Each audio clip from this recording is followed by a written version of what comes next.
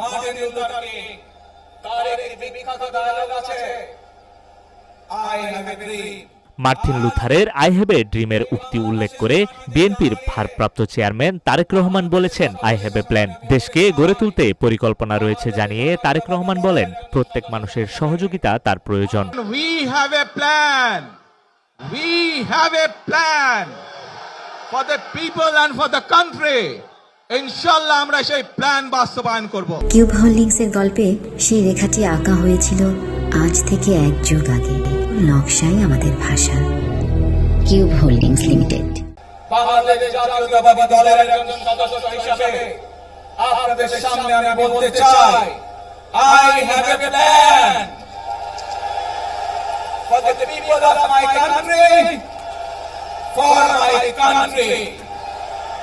আজ এই পরিকল্পনা দেশের মানুষের স্বার্থে, দেশের উন্নয়নের জন্য, দেশের মানুষের ভাগ্যের পরিবর্তনের জন্য যদি সেই প্ল্যান, সেই কার্যক্রম, সেই পরিকল্পনাকে বাস্তবায়ন করতে হয়। প্রিয় ভাই বোনেরা, এই জনসমুদ্রের যত মানুষ উপস্থিত আছেন, এই সারা বাংলাদেশে গণতন্ত্রের শক্তি যত মানুষ উপস্থিত আছেন, প্রত্যেকটি মানুষের সহযোগিতা আমার লাগবে। লাল সবুজ রঙে সাজানো একটি বাসে করে শাহজালাল আন্তর্জাতিক বিমানবন্দর থেকে গণসংবর্ধনা স্থলে পৌঁছান তারেক রহমান। বৃহস্পতিবার বেলা ৩টা ৫০ দিকে তারেক রহমান মঞ্চে ওঠেন। বেলা ৩টা ৫৭ তিনি বক্তব্য শুরু করেন। শুরুতেই বলেন, প্রিয় বাংলাদেশ।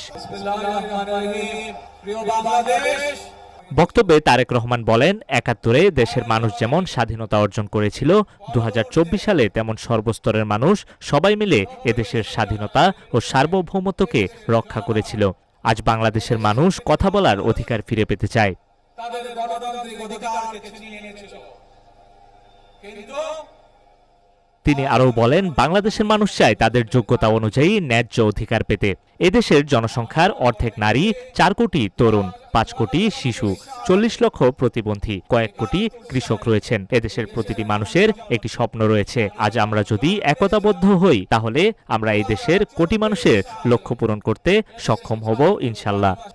এই দেশের জনসংখ্যা অর্ধেক নারী, ৪ কোটিরও বেশি তরুণ প্রজন্মের সদস্য, ৫ কোটির মতন শিশু,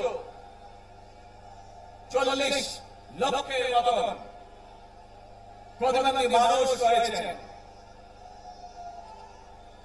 কয়েক কোটি কৃষক শ্রমিক রয়েছেন।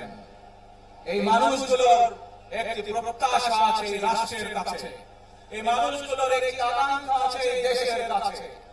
আজ আমরা সকলে যদি ঐক্যবদ্ধ হই, আজ আমরা যদি সকলে প্রতিজ্ঞাবদ্ধ হই, তাহলে আমরা এই লক্ষ কোটি মানুষের সেই প্রত্যাশাগুলো পূরণ করতে পারি ইনশাআল্লাহ। ১৯৭১ এবং ২০২৪-এ যারা শহীদ হয়েছে, তাদের রক্তের ঋণ শোধ করতে হলে প্রত্যাশিত বাংলাদেশ গড়ে তুলতে হবে বলেও মন্তব্য করেছেন বিএনপির ভারপ্রাপ্ত chairman Tarique Rahman. News desk, Rupali Bangladesh.